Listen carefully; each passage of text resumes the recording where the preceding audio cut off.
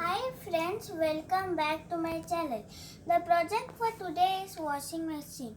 I made this projects before and I already showed you, but this I am going to use a stand for it. So let's see how to make it. First I need the double pop, a motor bit, this is just a plastic wheel which you have to fit on the motor. These two magnetos.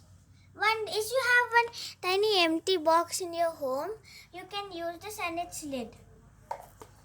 And one battery, 9-volt battery to rotate its speed. Do not use 3 volt. 3 volt also you can use, but its speed will be high. So let's start.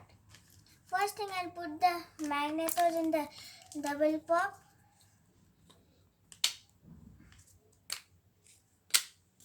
Then I will fit the motor. Then I'll fit the motor into the hole. And now I will fit before fitting the wheel, let's see, you should put exact in the center. Okay, fit it in the whole motor. See,